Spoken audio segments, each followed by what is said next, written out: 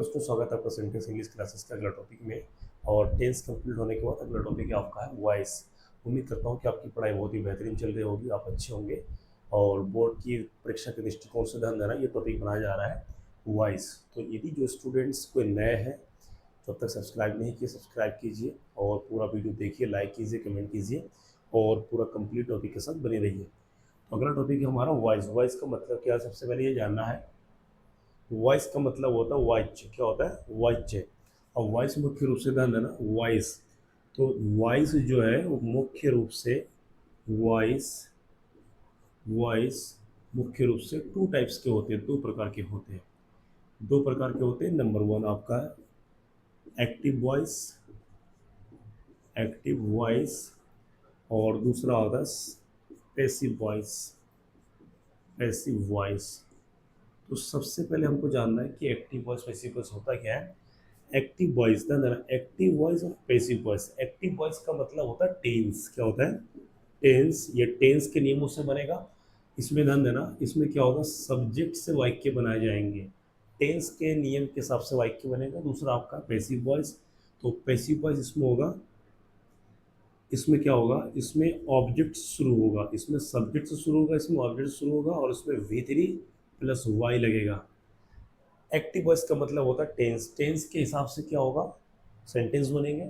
और passive voice में क्या लगेगा, ऑब्जेक्ट से शुरू होगा, ये सब्जेक्ट से शुरू, ये ऑब्जेक्ट से शुरू। स्टेट मेरा कन्फ्यूजन नहीं होना है। टेंस हमेशा सब्जेक्ट से शुरू होता है और पैसिव वॉइस हमेशा ऑब्जेक्ट से शुरू होता है। तो ऑब्जेक्ट के बाद वर्ब का थर्ड फॉर्म बाई आगे लगेगा। दूसरा चीज़ थर्ड फॉर्म का क्या है आप बताते हैं। ये हो गए टेंस के दो प्रकार। दूसरा चीज़ होता है कि एक्टिव वॉइस को हम शॉर्ट में ए भी कह सकते हैं और पैसिव वॉइस को पी भी कह सकते हैं। एक्टिव वॉइस और पैसिव वॉइस। ठीक। दूसरा चीज़ इसमें कुछ रूल्स होता है। रूल नंबर वन ये होता है कि टोटल ध्यान देना, कुल 12 टेंस होता है, बट 12 में से केवल केवल 8 टेंसेस का ही 8 टेंसेस का ही एक्टिव वॉइस से पैसिव वॉइस बनता है।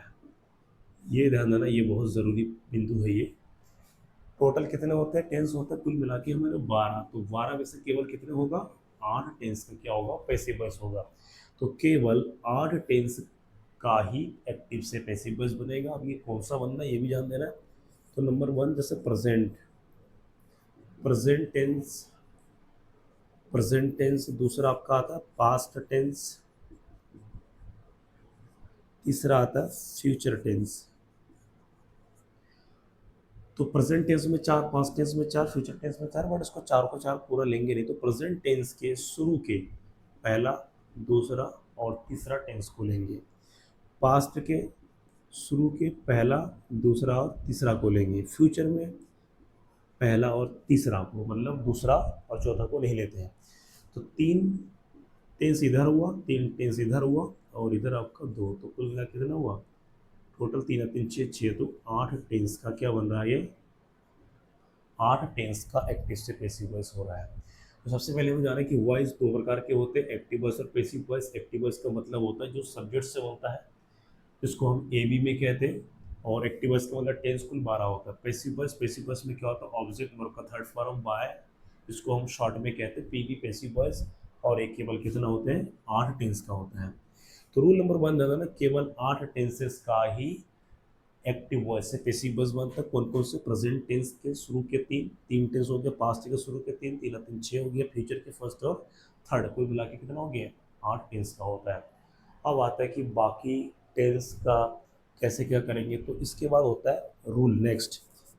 इसमें रूल नंबर 2 में ध्यान देना कि जिन सेंटेंस में ऑब्जेक्ट पा जाता है उसका ही पैसिव वॉइस बनाते हैं। जैसे बना दें कि केवल केवल ऑब्जेक्ट वाले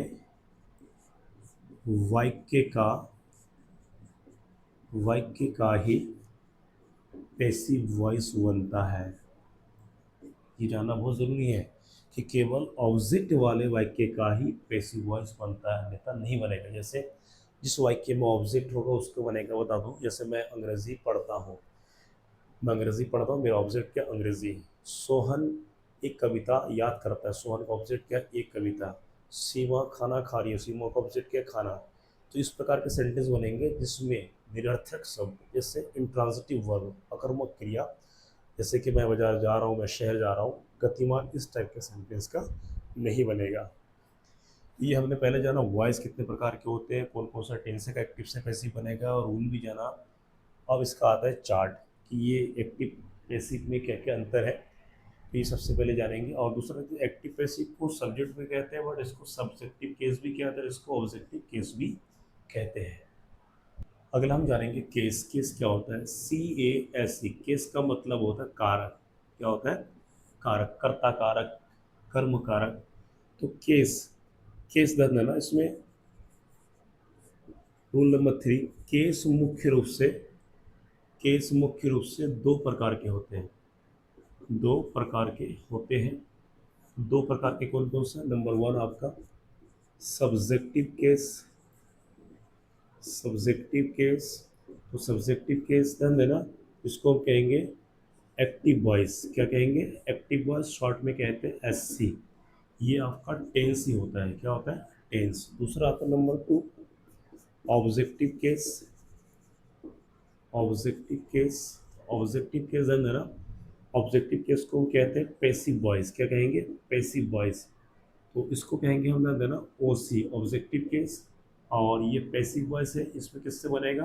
Y प्लस V3 से बनता है। सब्जेक्टिव केस, ऑब्जेक्टिव केस क्यों लिया गया यहाँ पर? सब्जेक्टिव केस को भी दिखाएंगे चार्ट बना के, ऑब्जेक्टिव केस को दिखाएंगे। यदि वाक्य की शुरुआत, जिस वाक्य का शुरुआत होता है सब्जेक्ट से, जो सब्जेक्टिव केस कहते हैं। जिस वाक्य का शुरुआत होता है, स्टार्टिंग होता है ऑब्जेक्ट से, तो उसे कहते हैं ऑब्जेक्टिव केस। अब हम बनाते हैं यहाँ पर चार्ट।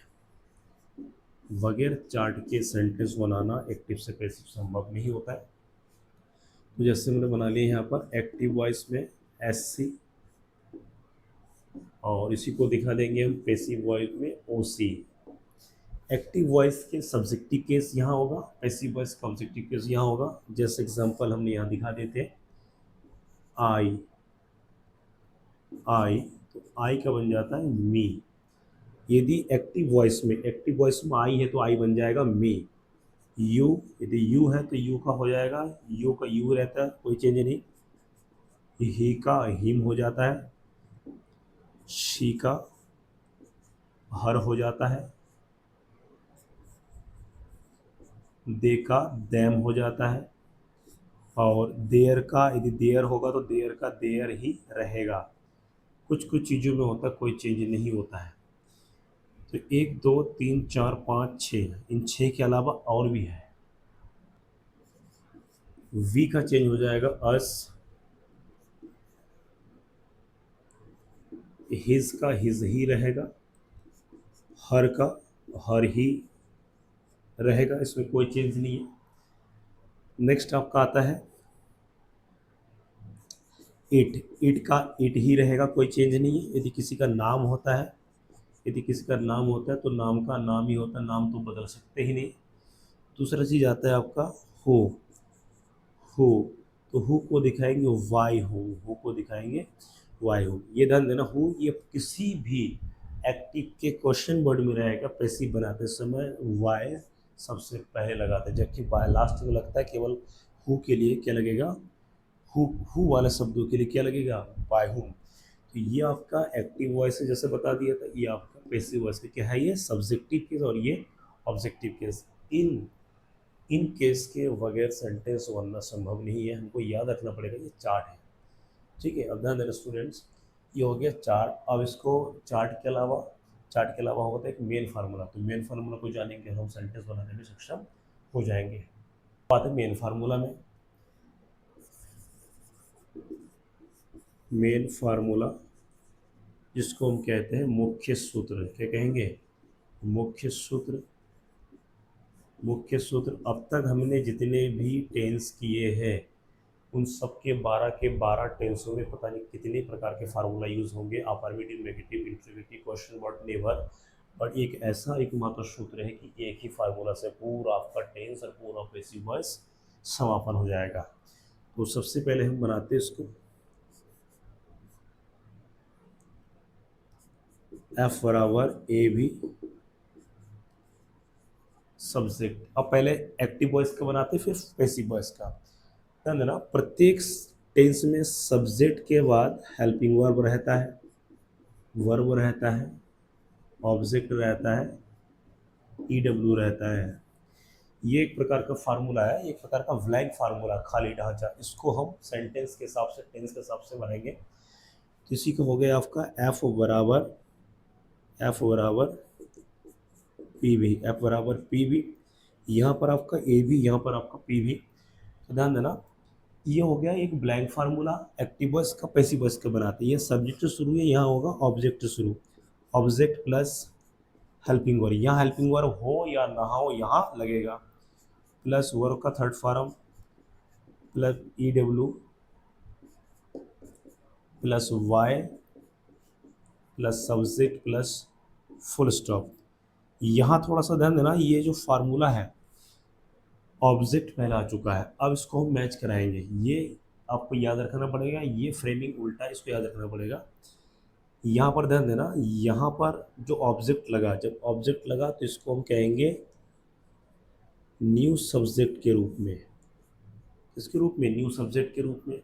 यहाँ जो सब्जेक्ट पीछे आ गया इसको हम कहेंगे न्यू ऑब्जेक्ट के रूप में, इसके रूप में, न्यू ऑब्जेक्ट के रूप में। अब आता है यहाँ हेल्पिंग वर्ब हो या ना हो, जैसे सब्जेक्ट है, सब्जेक्ट सीधा चले गया यहाँ, हेल्पिंग वर्ब यहाँ हो या ना हो यहाँ लगेगा। जैसे प्रेजेंट इंडेफिनिट टेंस का अफर्मेटिव में हेल्पिंग वर्ब नहीं लगता, पास्ट इंडेफिनिट में नहीं लगता है, तो यहाँ हेल्पिंग वर्ब हो या ना हो तब भी क्या लगेगा, हेल्पिंग वर्ब लगाना पड़ेगा। वर्ब का यहाँ पर कोई सा भी फॉर्म हो, यहाँ पर वर्ब का थर्ड फॉर्म लगेगा। यहाँ ऑब्जेक्ट यहाँ है तो यहाँ ऑब्जेक्ट शुरू में आ गया है, ई डब्ल्यू यहाँ आ गया है। अब इसमें ध्यान देना, इस वाई, वाई का मतलब होता है के द्वारा, वाई का मतलब होता है के द्वारा, वाई मीन्स क्या होता है, के द्वारा। तो एक चीज़ फोकस कीजिएगा, ध्यान देना, ये ऑब्जेक्ट पहले आ गया, हेल्पिंग वर्ब हो या ना हो यहाँ लगेगा, वर्ब का first form, second form, third form को मतलब नहीं, यहाँ पर थर्ड फॉर्म ही लगेगा। उसके बाद एक्स्ट्रा वर्ड यहाँ आ गया, वाई अतिरिक्त है, वाई क्या है, फार्मूला का है, सब्जेक्ट चला गया पीछे। तो जब यहाँ पर शुरू में ऑब्जेक्ट लगता है तो इसे कहते हैं न्यू सब्जेक्ट, और जब यहाँ पर लास्ट में लगता है उसे कहते हैं न्यू ऑब्जेक्ट के रूप में। तो ये आपका मेन फार्मूला तैयार है। जितने भी हम सेंटेंस एक्टिव से पैसिव बनाएंगे इसके हिसाब से बनाएंगे, और इसके हिसाब से हमको याद रखना पड़ेगा कि ये मेन फ्रेमिंग आपका ये हो गया। तो ये आपका कंप्लीट बेसिक हो चुका है। इसके बाद हम टेंस को बनाएंगे एक एक करके, अफर्मेटिव, नेगेटिव, इंट्रोगेटिव फार्मूला के साथ, और आगे बढ़ेंगे हम। स्टूडेंट था ना, आपको कंप्लीट बेसिक मिल चुका है कि ऑब्जेक्टिव के, सब्जेक्टिव के, मेन फार्मूला, चार्ट, सब क्या होता है। अब उन्हीं की मदद से हम करेंगे पहला टेंस। तो नंबर 1 आपका होता है present, present indefinite, present indefinite tense. ये टेंस, इस टेंस का हम क्या करेंगे, ध्यान देना, इसका हम एक्टिव से पैसिव बनाएंगे। तो इस टेंस की जो हेल्पिंग वर्ब होता है, ध्यान देना, पहले हम लिखेंगे एक्टिव वॉइस। तो एक्टिव वॉइस में क्या आता है, ये वर्ब का फर्स्ट फॉर्म होता है अफर्मेटिव में, चाहे V1 हो या V1 SIES हो, या डू हो या डज हो, इनको देख करके ये सीधा चेंज हो जाएगा पैसिव वॉइस में, और पैसिव वॉइस में ये चेंज हो जाता है। यहाँ पर क्या लगेगा, इज एम आर, क्या लगेगा, is am are. Active voice में चाहे V1 हो, चाहे V1 के साथ SIES हो या डू डज हो, इनको देख करके सीधा इसमें चेंज हो जाता है पैसिव वॉइस में। तो सबसे पहले हम बनाते हैं अफर्मेटिव का फार्मूला। ध्यान देना, एक फार्मूला हम लगाते हैं, एक फार्मूला। तो इसका एफ बराबर ए भी, एफ बराबर ए भी। अब इसको बनाते हैं हम इस टेंस के हिसाब से, subject plus V1 plus S/ES plus object plus EW plus full stop. अब इसी को हम बनाते हैं यहाँ पर एफ बराबर पी भी, एफ बराबर पी भी। तो जब पी भी बनाएंगे, ध्यान देना, तो यहाँ पर इस फार्मूला को आप लेंगे मेन फार्मूला, जो भी बता दिया मेन फार्मूला के हिसाब से। यहाँ सब्जेक्ट बस किस में होगा, पैसिव वॉइस में, ऑब्जेक्ट प्लस यहाँ इनको देख करके क्या लगाना, is am are, object plus is am are plus यहाँ पर ध्यान देना, वर्क का फर्स्ट नंबर बट लगेगा वर्क का थर्ड फॉर्म। तो object plus is am are plus V3 plus EW plus Y plus subject plus full stop. Formula की condition और लेंथ देख लीजिए, यहाँ पर सब्जेक्ट है, यहाँ पर ऑब्जेक्ट है, यहाँ पर V1 ऐसे ही ऐसे, यहाँ पर इजमर, ये किसके हिसाब से बना, ये चेंज हो गया आपका V1 ऐसे, ये चेंज हो गया इजमर में, तो इसको चेंज कर दिया हमने। यहाँ वर्क का फर्स्ट फॉर्म चेंज हो गया, वर्क का थर्ड फॉर्म है एक्स्ट्रा वर्ड वाई क्या है फार्मूला में अतिरिक्त है, और शब्द चला गया पीछे। अब इसके हम एग्जाम्पल बना लेते हैं, एग्जाम्पल के साथ राम, जैसे ए भी करके हम बना लेते हैं, Ram writes a later on time, Ram writes a later on time, student ध्यान देना। तो इसका हम आंसर करेंगे पी भी, क्या करेंगे, पी भी। और जब पी भी करेंगे तो इसको थोड़ा ध्यान दीजिए, सबसे पहले हमको टेंस देखना है, क्या लगा है इसमें सब्जेक्ट के बाद V1 और एस, तो राम राइट्स, राम लिखता है, क्या लिखता है, एक पत्र ऑन टाइम समय पर, तो ये सब्जेक्ट है, ये V1 है, ये एस है, ये ऑब्जेक्ट है, और ये क्या है एक्स्ट्रा वर्ड है। तो इसमें हम बनाएंगे, आंसर बनाएंगे। तो इसमें इस वाक्य में राम करता है, कर्ता का ऑब्जेक्ट क्या है, एक लेटर, राम क्या लिखता है, एक पत्र, तो इसको पहले लेंगे, ये लेटर, अब पत्र एक है, ध्यान देना एक है, तो इजमर के हिसाब से, एक वचन के हिसाब से इज लगेगा, ये letter is, a letter is written, written क्या आएगा, ध्यान देना, ऑब्जेक्ट हो गया, ए लेटर इज लग चुका है, वर्क का थर्ड फॉर्म राइट का क्या हो जाएगा, इसमें राइट का रिटेन हो गया, ए लेटर इज रिटेन, एक पत्र लिखा जाता है, लिखा जाता है। अब इसमें एक्स्ट्रा वर्ड क्या है, ऑन टाइम को ऑन टाइम लेंगे हम, ऑन टाइम, उसके बाद क्या बचा बाय, वाई का हम वाई लगा देंगे फार्मूला के हिसाब से वाई, तो ये letter is written on time, ये letter is written on time by Ram, तो राम का राम को चेंज दिए। यहाँ पर ये क्या है ऑब्जेक्टिव केस, ये हो गया सब्जेक्टिव केस, इसमें ध्यान देना फार्मूला के हिसाब से कोई कठिन नहीं है। इसके बाद third form, a letter is written, एक पत्र लिखा जाता है ऑन टाइम समय पर बाय राम, राम के द्वारा। नेक्स्ट यदि हम बनाते हैं कोई दूसरा सेंटेंस, जैसे जैसे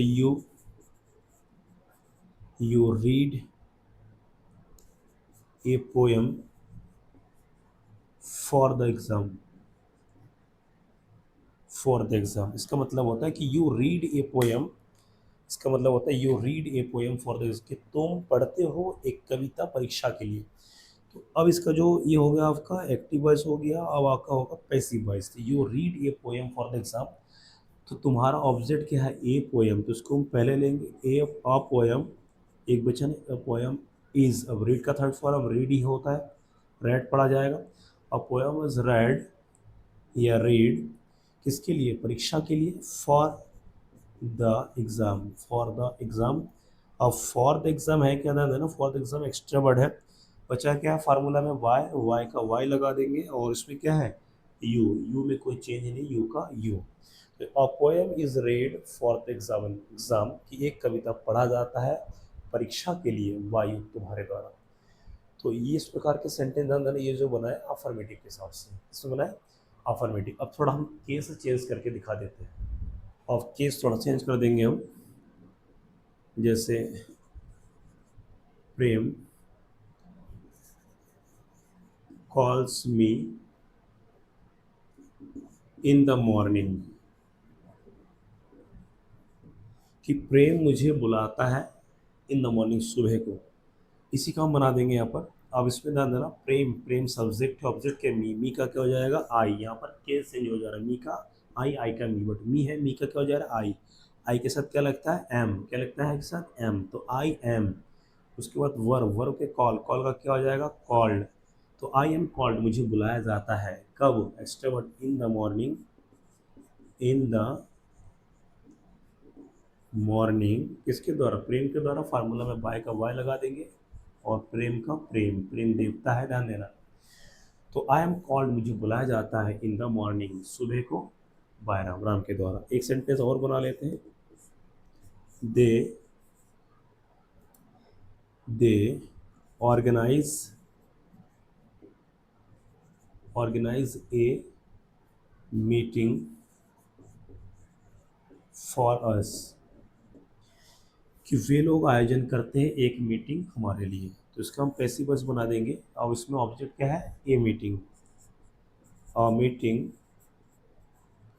और मीटिंग, यहाँ पर दे ऑर्गेनाइज मीटिंग्स भी हो सकता है, तो चलो यहाँ लगा देते हैं, थोड़ा चेंज कर देते हैं, दे ऑर्गेनाइज मीटिंग्स की भी लोग सभाओं को आयोजित करते हैं हमारे लिए, तो यहाँ पर मीटिंग के जगह पर क्या हो जाएगा मीटिंग्स, तो मीटिंग्स बहुवचन है तो क्या लग जाएगा आर, तो meetings are organized, meetings are organized for us, extra word है यहाँ पर, फॉर अस का अस ही होगा, वाई का फार्मूला है, सूत्र में क्या है वाई का वाई लगेगा, और दे का क्या हो जाएगा दैम, ध्यान देना ये जो परिवर्तन हो रहा है यहाँ पर क्या हो जा रहा है दे का दैम हो जाता है, तो जब दे का दैम हो जाता है इसका मतलब क्या है इसमें केस में चेंज हो रहा है, तो मीटिंग्स आर ऑर्गेनाइज की सभाएं मीटिंग आयोजित की जाती है हमारे लिए बाय दैम उन लोगों के द्वारा, तो ये आपकी अफर्मेटिव कंप्लीट है।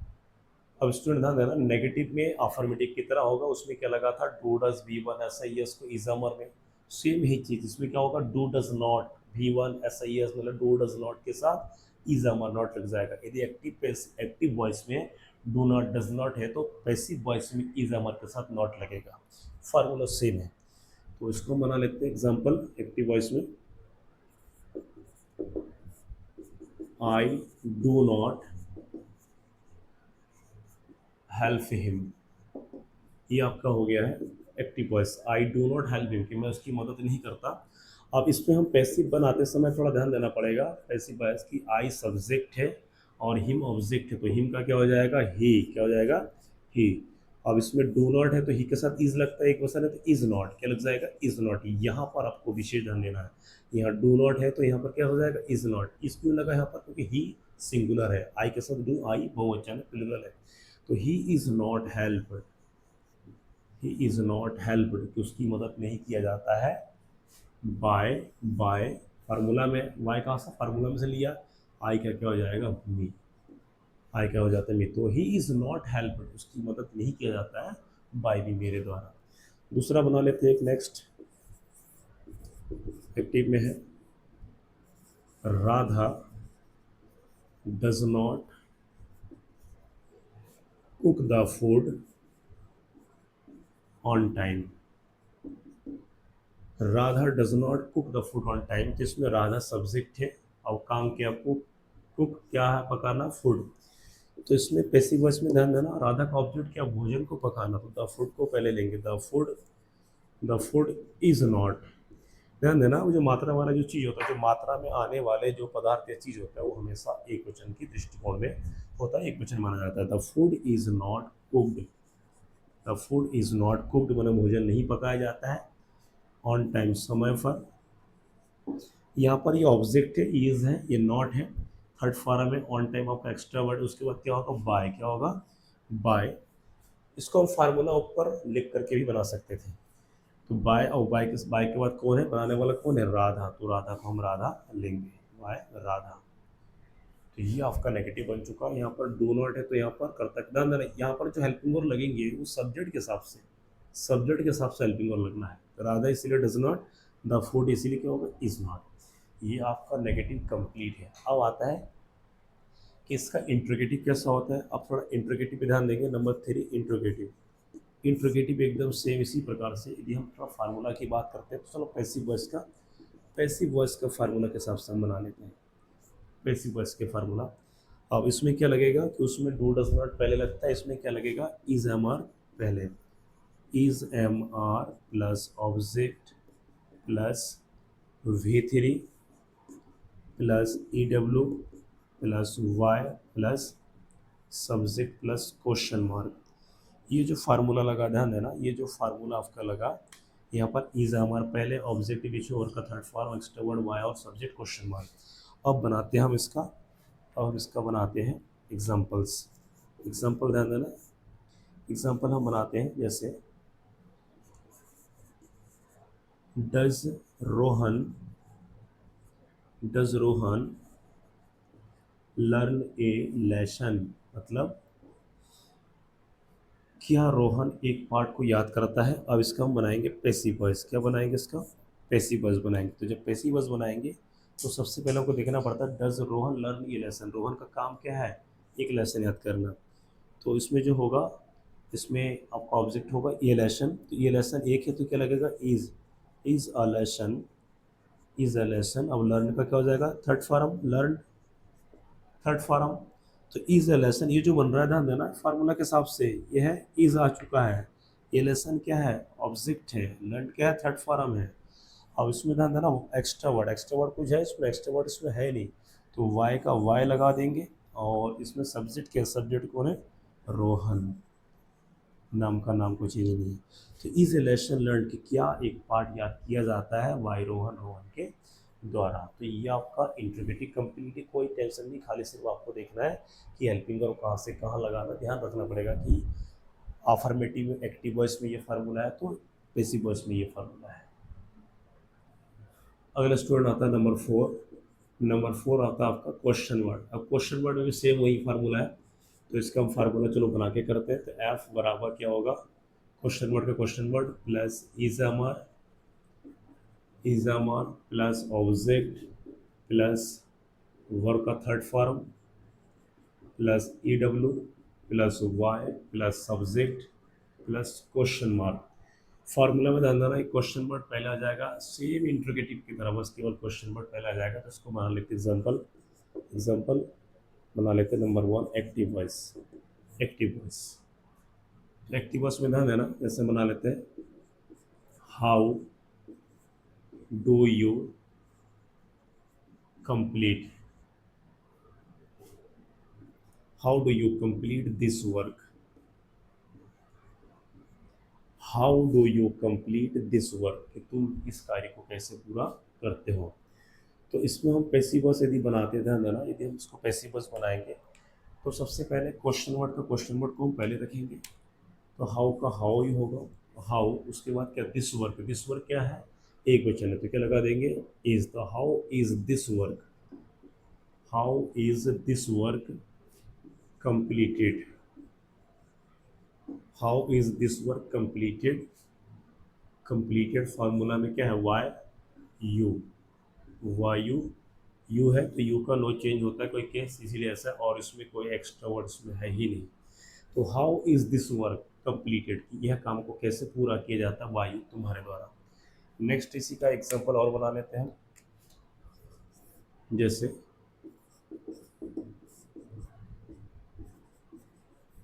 Why does the teacher punish you, why does the teacher punish you, कि अध्यापक तुम्हें दंड क्यों देते हैं। अब इसका बनाएंगे, ध्यान देना वाई का वाई लिखेंगे, इसमें क्या करेंगे वाई का वाई ही लिखेंगे, क्योंकि क्वेश्चन वर्ड कोई चेंज नहीं होता है, वाई का वाई। इसमें ऑब्जेक्ट क्या है, अध्यापक सब्जेक्ट है, इनका काम क्या है दंड देना, किसको, तुम्हें देना। तो यू क्या है ऑब्जेक्ट है, तो यू बहुवचन है तो क्या लगता है आर, प्लूरल, तो वाई आर यू, और पनिश थर्ड फॉर्म में, पनिश का क्या लग जाएगा पनिश्ड, तो वाई आर यू पनिश्ड, तुम्हें दंड क्यों दिया जाता है, वाई द टीचर, अध्यापक के द्वारा। तो ध्यान देना सेम यहाँ पर कोई चेंज नहीं है। इसी प्रकार से हम बना लेते हैं क्वेश्चन वर्ड का क्वेश्चन वर्ड, हालांकि वेरी वेरी इंपॉर्टेंट है, शुरू में बता दिया था कि जिसमें हु वाला वाक्य होगा, तो उसका बना लेते हैं, वेरी वेरी इंपॉर्टेंट है। जैसे who helps you in the difficult time या डिफिकल्ट सिचुएशन, स्टूडेंट ध्यान देना, थोड़ा जल्दी के चक्कर में राइटिंग खराब हो जाता है, बट इंग्लिश लिटरेचर वालों के ऐसे ही होता है, ग्रामर वालों के ऐसे ही होती है अधिकतर। तो हु हेल्प्स यू मतलब तुम्हारी सहायता कौन करता है, कब, इन द डिफिकल्ट सिचुएशन, कठिन परिस्थितियों में। तो इसमें हम बनाएंगे, ध्यान देना ये वेरी वेरी इंपॉर्टेंट सेंटेंस है, ये सब क्या है वेरी वेरी इंपॉर्टेंट, आपके बोर्ड में अधिकतर रिपीट होता है ये।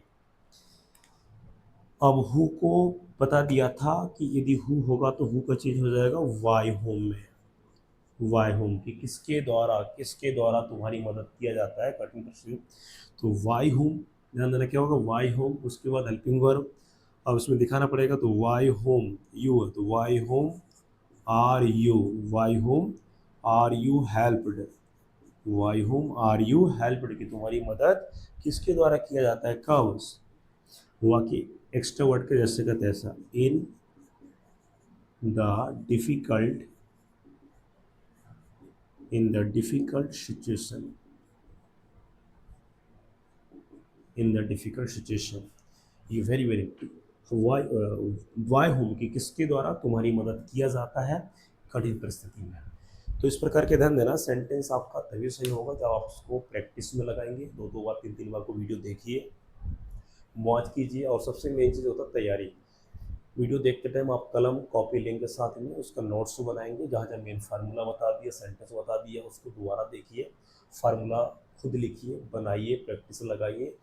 कोई भी ग्रामर के जो प्रैक्टिस करने के लिए जो बुक होता है उसको जब तक नहीं लगाएंगे तो आपका कंप्लीट नहीं होगा। तो ये आपका जो है ये प्रेजेंट इंडेफिनिट का पहला है। इसके बाद प्रेजेंट कंटिन्यूअस टेंस है, ये प्रेजेंट परफेक्ट है। तो पहला वाला तो तरीके से देखिए, समझिए, इसको प्रैक्टिस लगाए। इसके बाद हम शुरू करते हैं प्रेजेंट कंटिन्यूअस टेंस।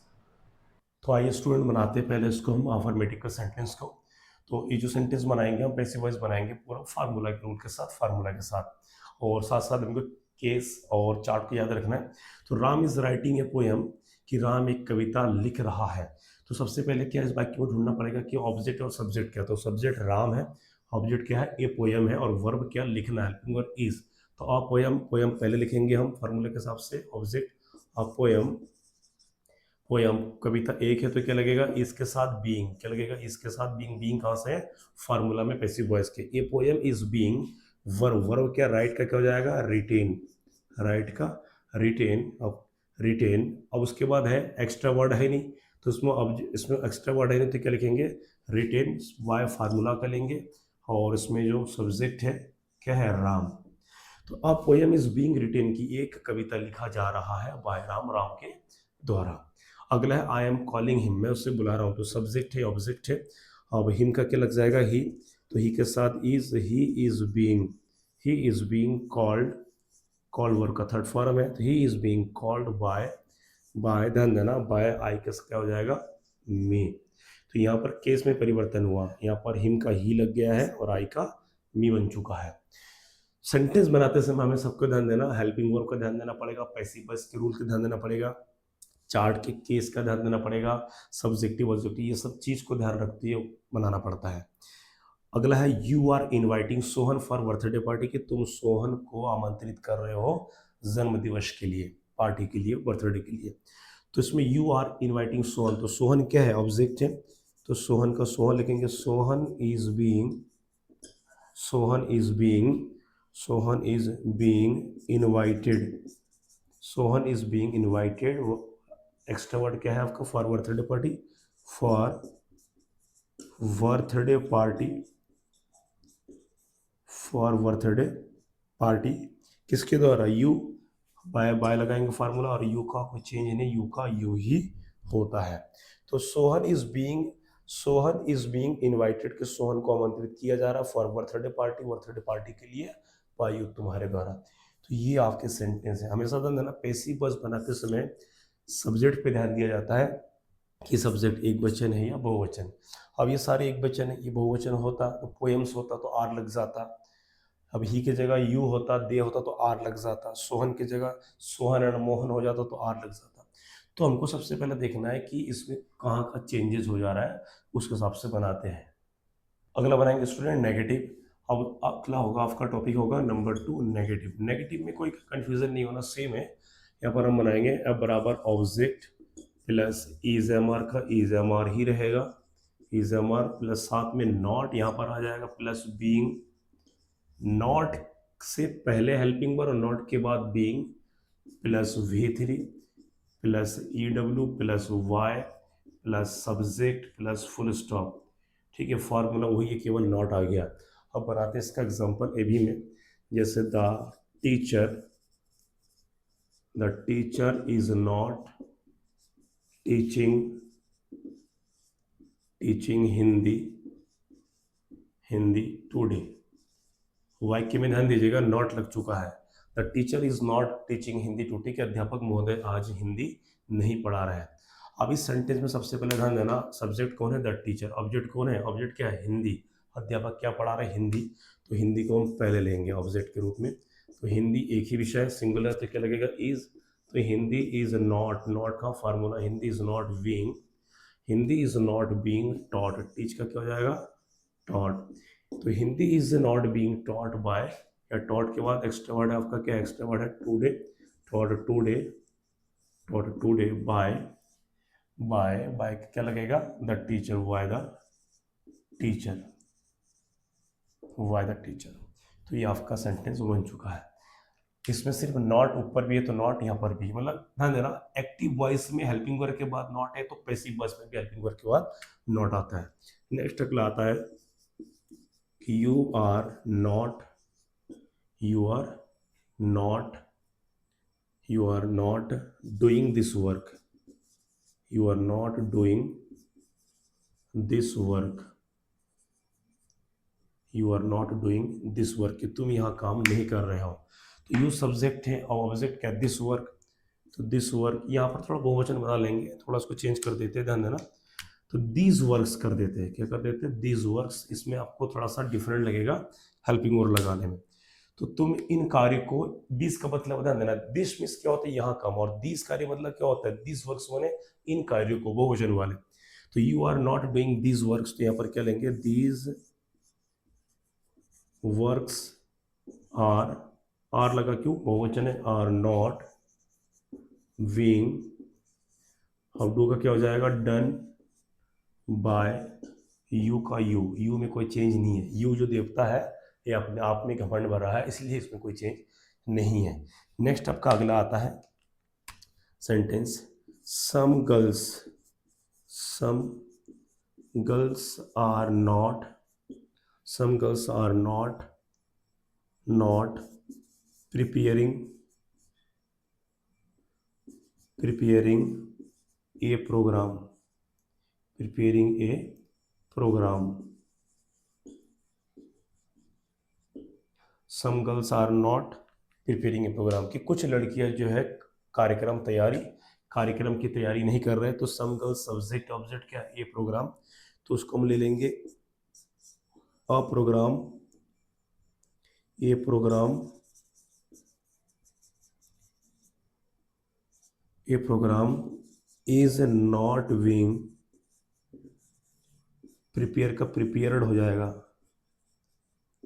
तो a program is not being prepared by some girls, by some girls. तो स्टूडेंट ध्यान देना, ये आपका नेगेटिव कंप्लीट हो चुका है। इसी इसी को ध्यान देना, प्रैक्टिस लगाना, केवल आपको ध्यान देना है कि हेल्पिंग वर्ब कहाँ से कहाँ लगता है। अगला हम करेंगे इंट्रोगेटिव, तीसरा है नंबर 3 इंट्रोगेटिव। इंट्रोगेटिव में ध्यान देना, हेल्पिंग वर्ब पहले आ जाएगा, केवल कोई कंफ्यूजन नहीं है।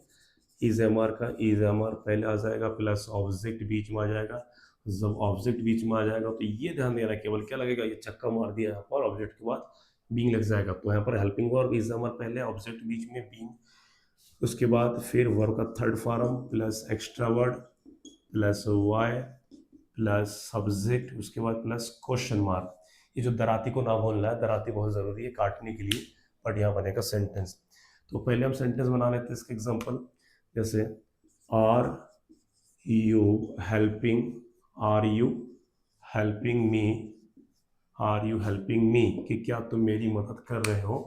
तो सब्जेक्ट में क्या ध्यान देना, सब्जेक्ट यू है, ऑब्जेक्ट क्या मी, तो मी का क्या हो जाएगा, मी का क्या हो जाता है, मी का चेंज हो जाता है आई में, तो आई के साथ एम, तो वो एम का लगेगा पहले। यदि एक्टिव वॉइस में हेल्पिंग वर्ब पहले, तो पैसिव वॉइस में भी हेल्पिंग वर्ब पहले आना है। तो एम आई के बाद क्या लगेगा, बीइंग, सब ऑब्जेक्ट है यहाँ पर, am I being, am I being helped, am I being helped by you, by you, तो क्या मेरी मदद तुम्हारे द्वारा किया जा रहा है। नेक्स्ट सेंटेंस है आपका, नेक्स्ट सेंटेंस है, is the peon, is the peon ringing, ringing the bell, ringing the bell question mark, कि क्या चपरासी घंटी बजा रहे हैं। तो इस वाक्य में ध्यान देना, इस वाक्य में ऑब्जेक्ट क्या है, वेल, तो वेल घंटी एक ही है, तो क्या लगेगा, यहाँ पर भी इज लगेगा। तो is the bell, is the bell being, is the bell being rung, ring का क्या हो जाएगा, rung by the peon, rung by the peon question mark.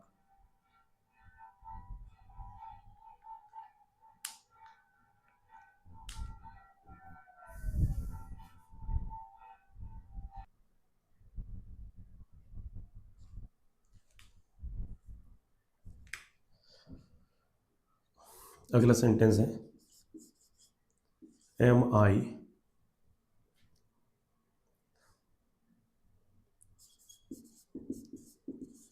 Writing a novel for you, question mark का मतलब होता है क्या मैं तुम्हारे लिए एक उपन्यास लिख रहा हूँ। तो इस वाक्य में सब्जेक्ट आई है, ये नोवेल वर्ब के बाद जो होता है ऑब्जेक्ट होता है, और फॉर यू क्या है, एक्स्ट्रा वर्ड है। तो इसमें ऑब्जेक्ट क्या है, अ नोवेल, तो नोवेल एक है तो क्या लगेगा, is a novel, is a novel being written, being written for you by me, I के क्या हो जाएगा, मी। तो ये आपका कंप्लीट हो चुका है इंट्रोगेटिव। इसके बाद करेंगे हम क्वेश्चन वर्ड का सेम फ्रेज है केवल, तो इसको ध्यान देना। क्वेश्चन वर्ड में सिर्फ क्या लग जाएगा यहाँ पर, बराबर क्यू डब्ल्यू, बाकी सब सेम एकदम। थोड़ा अगला ध्यान देना, नंबर 4 क्वेश्चन वर्ड है। क्वेश्चन वर्ड में क्या है, पहले लगेंगे क्यू डब्ल्यू, बाकी फार्मूला सेम है जैसा कहते हैं ऐसा। तो बना लेते एक sentence, who is who is calling who is calling you, कि तुम्हें कौन बुला रहे हैं, तुम्हें कौन पुकार रहे हैं। तो इसको बना देता है वो हु का क्या लग जाएगा इसमें, बाय होम। तो वाई होम ऑब्जेक्ट क्या है, यू, तो यू बहुवचन है तो क्या लगेगा, आर। तो by whom are you being, by whom are you being called, ठीक है। तो इसमें वाई पहले लग चुका है, इसका मतलब है कि तुम्हें किसके द्वारा बुलाया जा रहा है। नेक्स्ट आता है कि, और ये हु का हो चुका है, वेरी इंपॉर्टेंट है। अगला आपका है how is Ram, how is Ram solving this question paper, this question paper question mark. तो कह रहे हैं कि राम किस प्रकार इस प्रश्न पत्र को हल कर रहा है। तो इसमें ऑब्जेक्ट क्या है, दिस क्वेश्चन पेपर, हाउ का हाउ रहेगा। तो हाउ इज क्यों लगेगा, क्वेश्चन पेपर एक ही है, तो how is this question paper, how is this question paper being, verb क्या है, सॉल्व, सॉल्व हो जाएगा solved, being solved by Ram, Ram यहाँ पर ऑब्जेक्ट बन चुका है, सब्जेक्ट लास्ट में। तो ये हाउ का हो चुका है, हु का हो चुका है, एक बना लेते हो why, why are they, why are they organizing, why are they organizing a meeting question mark. इसका मतलब है कि वे लोग एक मीटिंग का आयोजन क्यों कर रहे हैं, ऑर्गेनाइज मीन्स आयोजन करना। तो वाई का हम क्या लिखेंगे, वाई का वाई होगा, अब मीटिंग एक है तो इज लगेगा, why is a meeting, why is a meeting being organized. तो why is a meeting being organized, by, अब दे ध्यान देना, दे का चेंज हो जाएगा देम में, क्या हो जाएगा, देम में, दे का चेंज हो जाएगा देम में, क्वेश्चन मार्क। तो ये सेम जो लगा है ये सब लगा है इसमें के हिसाब से, ये सारे क्वेश्चन वर्ड के हिसाब से।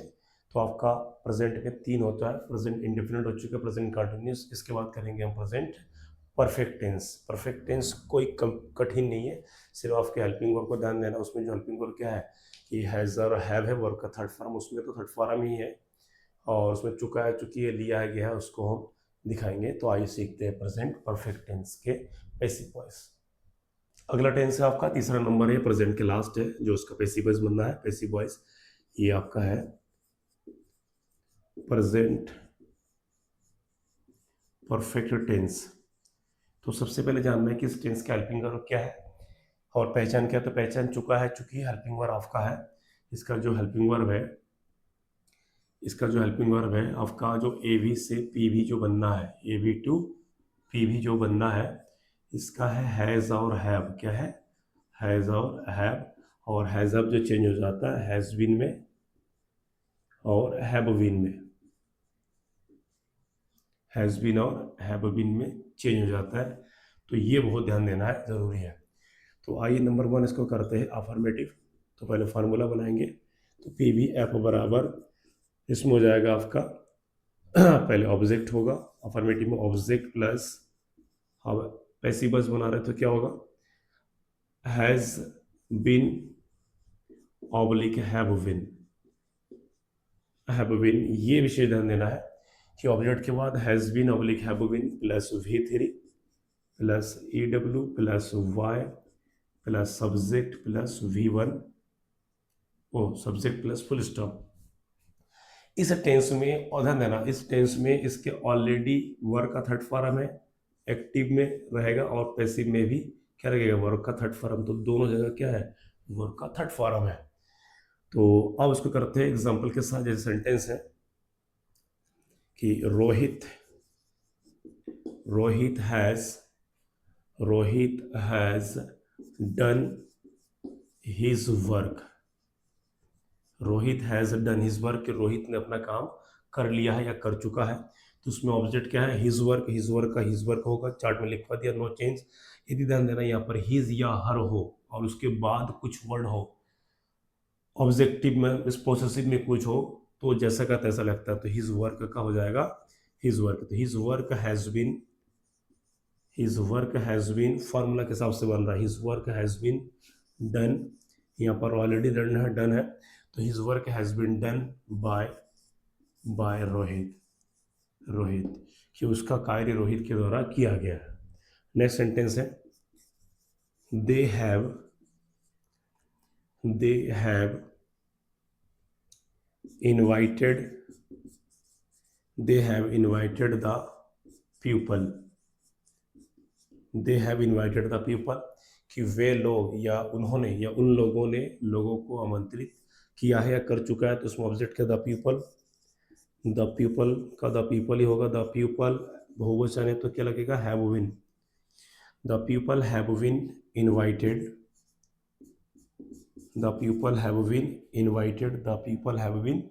इनवाइटेड, वाई, दे का क्या लग जाएगा, देम। नेक्स्ट आपका हो जाएगा, अगला सेंटेंस है कि I have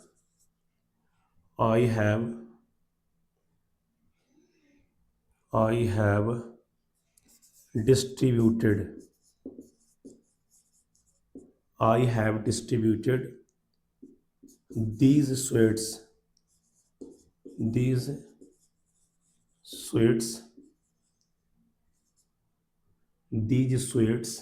among the students। बहुत इंपॉर्टेंट सेंटेंस है। आई हैव डिस्ट्रीब्यूटेड, कि मैंने बांट दिया है इन मिठाइयों को, अमंग द स्टूडेंट, छात्रों के बीच में, मतलब कि मैंने छात्रों के बीच में इन मिठाइयों को बांट दी है। अब दीज स्वीट्स बहुवचन है तो दीज स्वीट्स का दीज स्वीट्स ही होगा। These sweets have been distributed का डिस्ट्रीब्यूटेड होगा, डिस्ट्रीब्यूटेड, और एक्स्ट्रा वर्ड का जैसे का तैसा होगा, distributed among the students. Student बच्चा क्या है इसमें, आई के क्या लग जाएगा, ऑब्जेक्टिव किस, मी। ध्यान देना, these sweets have been distributed among the students, by छोड़ के स्टूडेंट्स, वाई मी, कि इन मिठाइयों को मेरे द्वारा छात्रों के बीच, छात्रों में बांटा गया है। तो सबसे ध्यान देना, हैज का क्या लग रहा है यहाँ पर, हैज बीन, हैव का हैव बीन। तो ये जो चेंज हुआ ये पैसिव वॉइस के फार्मूला के अनुसार। तो ये टेंस ध्यान देना, जो पेपर के लेवल के जो आता है हमारा, जो एग्जाम में आता है, प्रेजेंट इंडेफिनिट, प्रेजेंट परफेक्ट, ये दो टेंस वेरी इंपॉर्टेंट है इस प्रेजेंट में। ध्यान देना, अधिकतर 9, 10, 11, 12 आप जो भी बोर्ड है या CBSE बोर्ड, कोई भी अधिकतर प्रेजेंट के 3 है, तो पहला और ये तीसरा वाला वेरी वेरी इंपॉर्टेंट है। तो ये आपका फॉर्मेटिव कंप्लीट हो चुका है। स्टूडेंट नंबर 2 नेगेटिव में कोई कठिन नहीं है। नेगेटिव सिर्फ ध्यान देना, आपका फार्मूला देखिए, नेगेटिव में object plus has oblique have, यहाँ पर क्या लगेंगे, नॉट प्लस विन, नॉट के बाद क्या लगेंगे, been, not plus been plus V3 plus EW plus Y plus subject plus full stop. तो यहाँ पर नॉट लग रहा है और विन उसके बाद, तो मतलब नॉट से पहले हेल्पिंग वर्ब और नॉट के बाद हेल्पिंग वर्ब बीन है। सेंटेंस बना देते हैं कि I have not read a lesson yet, कि मैंने अब तक एक पार्ट नहीं पढ़ा है। रीड क्या, थर्ड फॉर्म, रीड क्या है यहाँ पर, third form, read first second third एक ही सेम होता है। तो इसमें ऑब्जेक्ट क्या है, अ लेसन एक है तो क्या लगेगा, has been, a lesson has been, read का रीड ही होगा, रीड एट बाय मी। इसका अर्थ होता है कि एक पार्ट मेरे द्वारा अब तक नहीं पढ़ा गया है, तो इसमें ध्यान देना, सॉरी नॉट छूट गया है, has not been read, not लग चुका है। नेक्स्ट अगला है police the police has not caught the criminals का मतलब है कि पुलिस ने अपराधियों को नहीं पकड़ा है। तो इसमें नॉट है, नॉट का ध्यान देना, सब्जेक्ट पुलिस से, ऑब्जेक्ट क्या, द क्रिमिनल्स, क्रिमिनल्स बहुवचन है, द क्रिमिनल्स हैव नॉट लगेगा फार्मूला, उसके बाद क्या लगेंगे, been, the criminals have not been caught का क्या क्या कॉट ही होगा, मैंने पकड़ा, the criminals have not been caught by the police. ठीक है, इसका मतलब है कि अपराधियों को पुलिस के द्वारा नहीं पकड़ी जा चुकी है। अगला सेंटेंस आते हैं, Seema has not cooked the food for us, कि सीमा ने हमारे लिए खाना नहीं पकाई है, नहीं पका चुकी है। तो इसमें ऑब्जेक्ट क्या क्या पकाना, फूड, अब फूड मात्रा में तो क्या लगेगा, हैज बीन एक वचन माना जाता है, food has not been, food has not been cooked, food has not been cooked for us by Seema की भोजन हमारे द्वारा, या भोजन सीमा के द्वारा हमारे लिए नहीं पकाई जा चुकी है। तो इसमें विशेष ध्यान दीजिए, हेल्पिंग वर्ब के बाद नॉट, इसमें भी सेम नॉट, ऊपर भी नॉट, तो पैसिव वॉइस में नॉट, एक्टिव वॉइस में नॉट, तो पैसिव वॉइस में नॉट, तो ये आपका नेगेटिव कंप्लीट है। स्टूडेंट नंबर तीसरा है आपका इंट्रोगेटिव में ध्यान देना, तो पहले क्या लगेंगे, has oblique have plus object plus been plus V3 plus EW plus Y plus subject plus question mark, तो ये सेम होता है। अब इसको बनाएंगे हम, ध्यान देना ऑब्जेक्ट बीच में है, हेल्पिंग वर्ब हैज पहले और बीन उसके बाद, तो पहले हम बना देंगे कि has Pooja made a picture, क्या पूजा ने एक तस्वीर बनाई है। तो इसमें हैज़ का हैज़ लगा देंगे, क्योंकि ये पिक्चर एक है, तो has a picture win, formula का है विन, वो मेड थर्ड फॉर्म ऑलरेडी है, मेड का मेड ही होगा, बाय फार्मूला में है, यहाँ पर सब्जेक्ट कौन है, सब्जेक्ट है पूजा, क्वेश्चन मार्क। तो has a picture been made by Pooja, की क्या एक तस्वीर पूजा के द्वारा बनाई जा चुकी है, बनाई गई है। अगला है have you learned your chapters या चैप्टर, क्वेश्चन मार्क, कि क्या तुमने अपने पार्ट को याद कर लिया है, याद कर चुके हो। इसमें ध्यान देना सब फार्मूला एक्टिव वॉइस होना चाहिए, मतलब हम पैसिव वॉइस तो कर रहे हैं, तो पैसिव वॉइस करने के लिए सबसे पहले हमारा एक्टिव वॉइस का मतलब टेंस कंप्लीटली होना चाहिए आपको याद। टेंस यदि याद होगा तो आपको सेंटेंस बनाने में कोई भूल नहीं होगी, ना गलत होगा। अब उसको बना देते, ध्यान देना have you learn your chapter, तो योर चैप्टर तुम्हारा पार्ट है, योर ध्यान देना, यू बहुवचन होता है, प्लूरल होता है, बट योर होता है सिंगुलर, तो इसमें हो जाएगा has your chapter been, has your chapter been learned by, you का यू होगा यू, ठीक है। तो यहाँ पर हैज के साथ बिन लग रहा है। नेक्स्ट अगला आता है हैज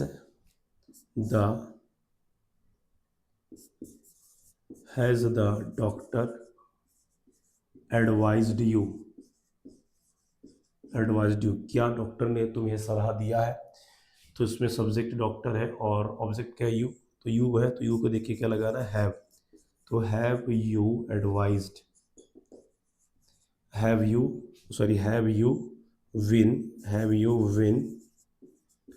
एडवाइज्ड, तो have you been advised by the doctor, why the doctor, question word. तो ये आपके ध्यान देना शुरू में हैज़ लगा है, तो इसके बाद क्या लग रहा है विन, ये आपके इंट्रीगेटिव कंप्लीट है। इसी प्रकार से हम करेंगे number 4 question word. Question word में ध्यान देना कोई कठिन नहीं है। नंबर 4 क्वेश्चन वर्ड, इसको हम यदि बनाते हैं तो ध्यान देना सूत्र आपका यही होगा, लाइव इसको देख लीजिए सामने। ए बराबर क्या होगा क्यू डब्ल्यू, ए बराबर क्यू डब्ल्यू प्लस यहाँ पर हैज़ ऑब्लिक हैव, उसके बाद क्या होगा यहाँ पर ऑब्जेक्ट, क्या लगेगा इसमें ऑब्जेक्ट, ऑब्जेक्ट। तो क्वेश्चन वर्ड पहले has have object been same interrogative की तरह ही बन चुका है। अब इस फार्मूला के हिसाब से हम वाक्य बनाएंगे। तो आइए प्रेजेंट परफेक्ट टेंस के चौथे क्वेश्चन वर्ड में अंतिम पड़ाव पर है केबीसी की तरह अंतिम पड़ाव पर है, तो इसको करेंगे तो हमारा प्रेजेंट टेंस कंप्लीट हो जाएगा। प्रेजेंट टेंस का तीनों के तीन पैसिव वॉइस। तो पहले हम बना लेते हैं हु, तो who have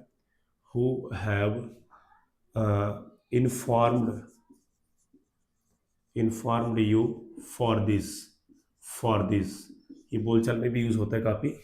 who have informed you for this, कि तुम्हें इसके लिए किसने सूचना दिया है, इसके लिए मतलब कोई भी चीज। तो हु यहाँ पर क्या, हु को देख के क्या लग जाएगा वाई होम, क्या लग जाएगा वाई होम, यू ऑब्जेक्ट क्या लग जाएगा वाई होम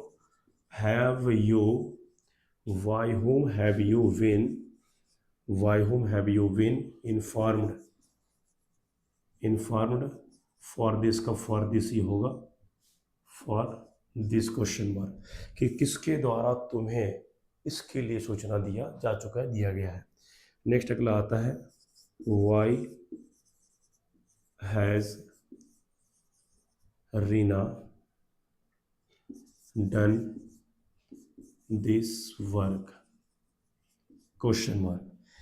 वाई का ध्यान देना कि रीना ने इस काम को क्यों किया है, तो वाई का वाई होगा, तो why has this work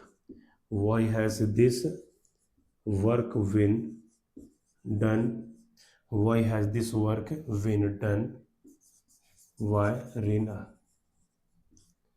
Reena. Next अगला आता है हाउ, तो हाउ हैव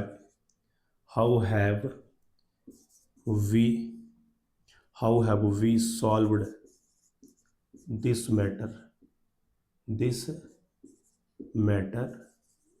क्वेश्चन मार्क। जितने भी सेंटेंस हो रहा है ध्यान देना क्वेश्चन वर्ड ही हो रहा है। How have we solved this matter, कि किस प्रकार हम लोगों ने इस मामले का हल किया है या निवारण किया है। तो हाउ का हाउ होगा, तो हाउ, अब दिस मैटर एक वचन है, तो हाउ हैज, समझना पड़ेगा कि यहाँ पर ध्यान देना कि हमारा ऑब्जेक्ट एक वचन है बहुवचन है, पहले बता दिया हो। तो ऑब्जेक्ट हमारा एक वचन है, तो how has this matter been solved by, we का क्या लग जाएगा यहाँ पे जो है वी का क्या चेंज हो जाएगा कि इसमें वी का अस, क्वेश्चन मार्क। मतलब किस प्रकार या कैसे हमारे द्वारा इस मैटर का समाधान किया गया है, हल किया गया है।